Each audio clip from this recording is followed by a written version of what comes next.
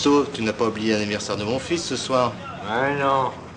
Je sais bien, les enfants, c'est sacré. Bon, c'est pas tout ça. Au travail. Et Henri, tu vas voir le cadeau que j'ai acheté pour ton fils. Je vois surtout que la gâchette est cassée. Si je tenais celui qui a remis ça sans rien dire. Eh, fais attention, mon gars, hein. Surtout avec une vieille casserole pareille, hein. Ah, c'est sûr, une bécane comme ça, on la trouve même plus dans le commerce. À partir du moment où elle marche. T'es dingue, va les changer, hein. Mais j'ai pas le temps, Enzo. Le chef m'a commandé le travail tout de suite. Et le travail, ça n'attend pas. Non mais attends, tu exagères là. Hein? Il y a de l'électricité là-dedans. C'est dangereux.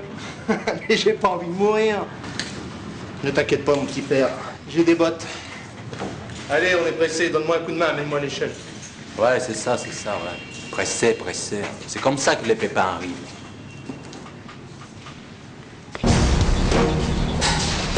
Du travail d'origine électrique diminue chaque année, mais on notera qu'ils surviennent en majorité en basse tension. Les experts sont unanimes, la prévention est nécessaire pour lutter contre les...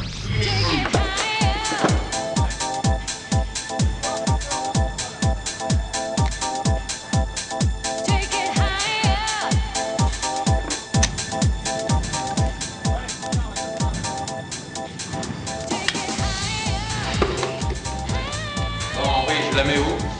Si, là, contre le coffrage.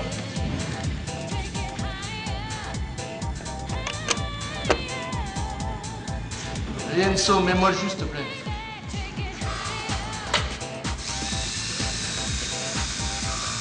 Mais... Eh Henri, regarde. La terre n'est pas accordée là. Attends, je finis ça, Enzo. Oh, hé. Attention là. Il arrive quelque chose de grave à Henri. Mais pour mieux comprendre, rappelons d'abord quelques notions d'électricité. Longtemps associée à la colère des dieux, la foudre est la manifestation la plus spectaculaire de l'énergie électrique. Comme pour la foudre, le courant produit par un générateur est constitué de charges électriques qui se déplacent d'une borne à l'autre.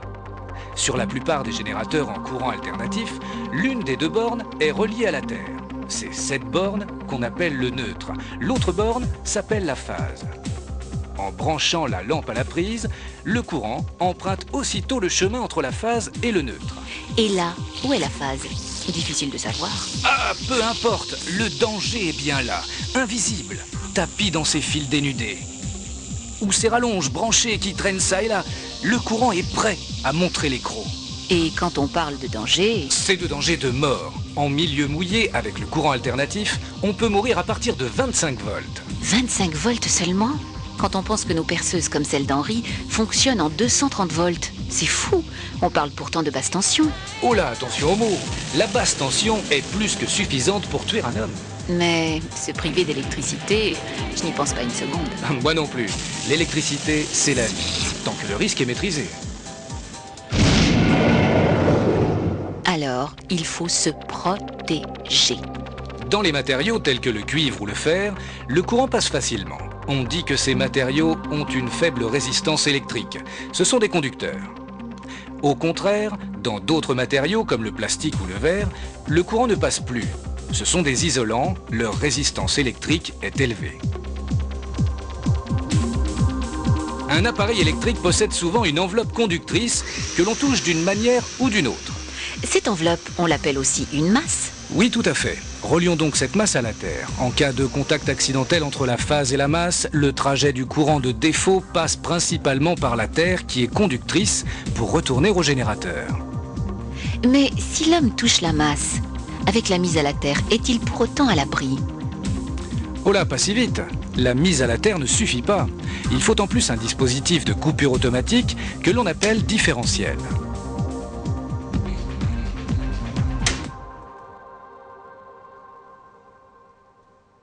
Oh là là, la Terre reliée à la phase d'un circuit sous tension, mais je rêve. Vert jaune pour la mise à la Terre. Un conducteur bicolore à ne jamais confondre. Oh, Que Que s'est-il passé pour Henri? Le ressort de la gâchette cassée a fait contact entre la phase qui alimente l'appareil et la masse de la perceuse qui n'est pas reliée à la terre. Le courant de défaut avait donc rendu l'objet dangereux. Mais Henri a pourtant des bottes bien isolantes et perce un trou dans du bois. Oui, mais l'échelle métallique est en contact avec la terre, ce qui permet au courant de passer. C'est en descendant d'un échelon qu'Henri empoigne le montant de l'échelle. Première hypothèse, ses mains sont parfaitement sèches et le courant qui lui traverse le corps provoque un arrêt respiratoire dû à la contraction du diaphragme. Sûrement la mort à partir de 3 minutes de contact. Deuxième hypothèse, Henri a les mains mouillées. Or, l'eau diminue la résistance d'Henri. Le courant provoque un arrêt circulatoire. La mort est proche. Qui penserait qu'un travail aussi banal que de percer un trou dans du bois comporterait autant de dangers?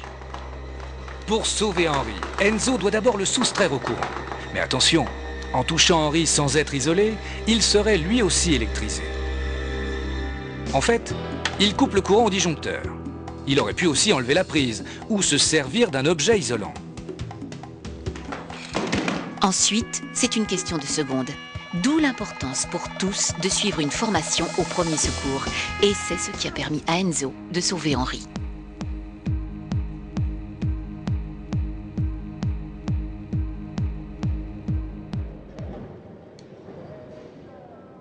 Si je vous parle maintenant d'un contact entre un fil électrique dénudé et votre corps, vous imaginez assez bien la suite. Eh bien Marcel, qui est plombier, veut raccorder le câble d'alimentation d'une pompe sur le tableau électrique. Ne pouvant pas arrêter la production de l'atelier, il laisse le tableau sous tension et se munit d'un tournevis parfaitement isolé. Mais il ne voit pas que sa gourmette entre en contact avec le conducteur. Le circuit s'est refermé sur lui. Marcel est mort immédiatement. Quant à Arnaud, chauffagiste, il travaille à proximité d'un coffret resté ouvert. Son outil lui échappe des mains. Court-circuit, dégagement énorme de chaleur et de lumière, projection de métal en fusion. Arnaud est brûlé profondément au visage et au bras. Arnaud et Marcel auraient dû être informés des risques encourus et on aurait dû donner des instructions pour fermer à clé ces armoires. Quand elles sont vraiment fermées à clé, là, vous êtes tranquille.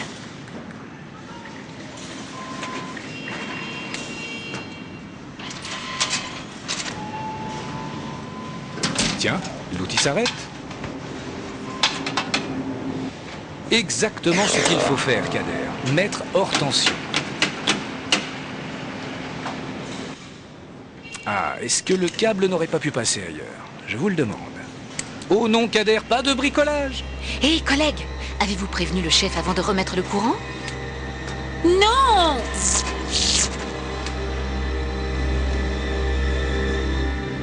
Heureusement que je suis blindé contre l'électricité. Non, Kader. Personne n'est blindé contre l'électricité. C'est le différentiel à haute sensibilité qui a coupé le courant immédiatement. Mais avant d'en arriver là, protéger les câbles, c'est se protéger... Et c'est protéger ceux qui vont les utiliser derrière vous. Petite remarque en passant, débrancher un appareil en tirant sur le câble, ça n'arrange pas les choses non plus. Oh oh, un faux contact. Pleine d'initiative, Sophie décide de le réparer elle-même. Premier risque, elle coupe le courant à l'interrupteur. Vous pensez que ça suffit?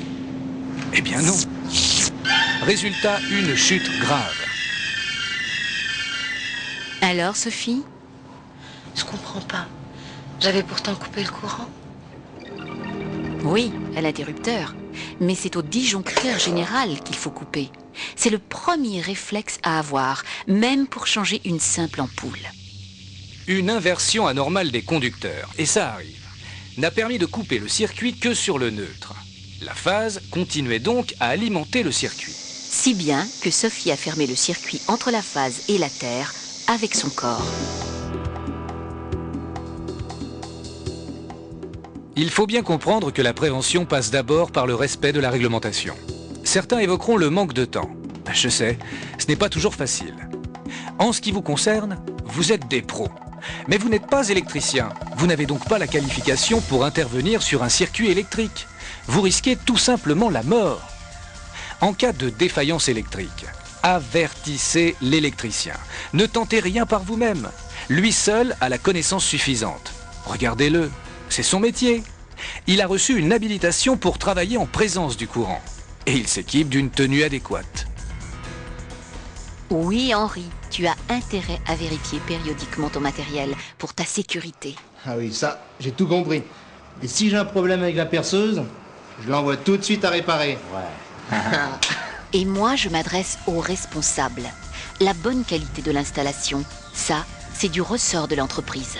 Mais n'oubliez pas, même avec du bon matériel, les dangers subsistent. Et une bonne organisation du travail est fondamentale pour éviter ces accidents trop souvent dramatiques. Et Henri, regarde. Ah, je l'ai gardé au chaud en retour. Tu sais, ça m'a vachement secoué quand même ton histoire. Parce que moi, je vais te dire une chose. Je trouve que c'est con de jouer sa vie avec le courant comme une roulette russe. Une fois, deux fois, trois fois. Cling, cling, cling, rien ne se passe. Et puis un jour... Boum! Tu laisses ta peau. C'est pas grave ça, mec? Hein? C'est pas grave ça, mec? Hein?